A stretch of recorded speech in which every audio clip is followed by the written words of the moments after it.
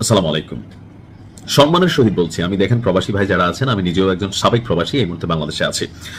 তো যেই রাষ্ট্রগুলোর মধ্যে বাংলাদেশের মানুষ আছে, প্রত্যেকটা রাষ্ট্রের নিরাপত্তা আমি কামনা করি, দোয়া করি। তবে আমরা যারা বাংলাদেশের মানুষ আছি, আমরা একটু সাবধানে থাকবো। কথা বলছি কুয়েত নিয়ে। তো কুয়েতেও আমার বাংলাদেশের অনেক ভাই এখানে বসবাস করছেন বা কর্মরত আছেন। তো আজকের ভিডিওতে ইরান এবং কুয়েতের মধ্যে যে ফ্যাক্ট, এই ফ্যাক্টে ইরান স্বাভাবিকভাবে তাদের রাষ্ট্রের নিরাপত্তার জন্য যেই সকল রাষ্ট্রগুলোতে আমেরিকা তাদের সামরিক বেস বা ঘাঁটি বানিয়ে রাখছে, তাদের ব্যাপারে খুবই সচেতন।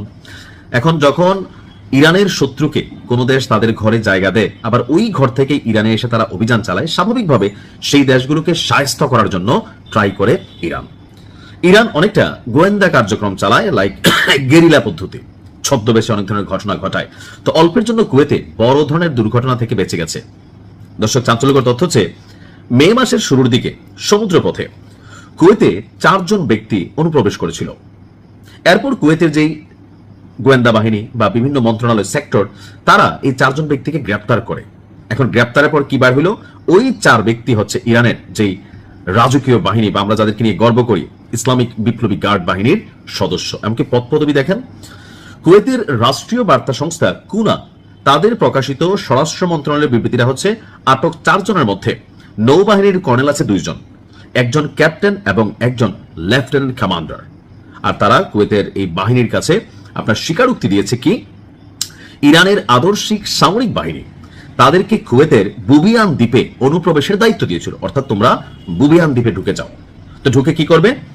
এখন ঢুকে সেখানে মানে কি বলা হচ্ছে, যে দুর্বলতা বা বুবিয়ান দ্বীপের যে কার্যক্ষমতা, বা আমি জানি না কুয়েতের এই দ্বীপটা আসলে কি কারণে ফেমাস, এই দ্বীপটা কি ইরান কেন টার্গেট করছে, এটার তথ্য উপাত্ত দুর্বলতা অনেক কিছু জানার জন্য তাদেরকে দায়িত্ব দেওয়া হয়েছিল।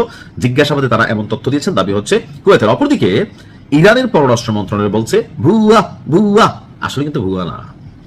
ইরান, আপনি ভারতের র নিয়ে আমরা যখন কথা বলি, র সারা বিশ্বব্যাপী যারা ভারতের জন্য হুমকিমূলক অথবা বন্ধুত্বমূলক, তাদের ব্যাপারে কিন্তু নজরদারি করে, এটা আমরা সকলে জানি। সো ইরান, ইসরায়েল, আমেরিকা বা উন্নত দেশগুলো, তারা তাদের বিভিন্ন সংস্থা, এনজিও, ব্যক্তি, দল, ক্ষমতা বা ওই সকল দেশের সরকারের মধ্যে নিজেদের এজেন্ট কিন্তু সেট করে রাখে। সো ইরান স্বাভাবিকভাবে, আপনারা জানেন যে কুয়েতকে বেশ কয়েকবার হামলা করছে, কারণ কুয়েতে মার্কিন যুক্তরাষ্ট্রের ঘাঁটি আছে। তো সকল কিছু থেকে তারা কুয়েতকে আসলে হালকাভাবে নেয়নি। এমনকি আমেরিকার সাথে যখনই কোনো ঝামেলা হয়, দুবাইরে বারবার ধরে, পাশাপাশি কুয়েত, কাতারও কিন্তু ধরে। তো আমার ধারণা এরকম কোন একটা ইস্যুতে বুবিয়ান দ্বীপে ইরান তাদের এই ফোর্সকে পাঠিয়েছে। এখন তারা কিভাবে ধরা খাইছে?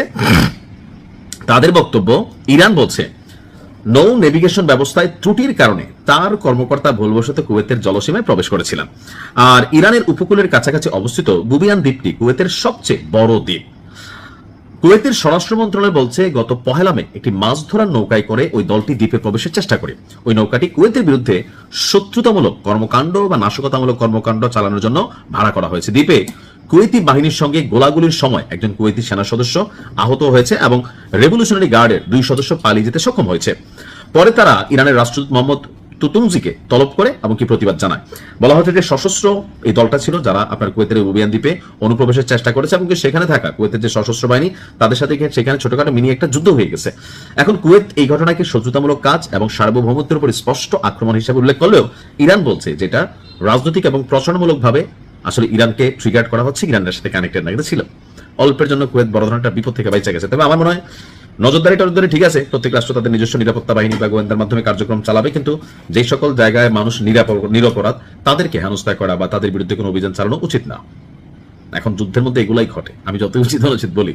তো যাই হোক, যারা কুয়েতে আছেন সাবধানে থাকবেন, ভালো থাকবেন। আসসালামু আলাইকুম।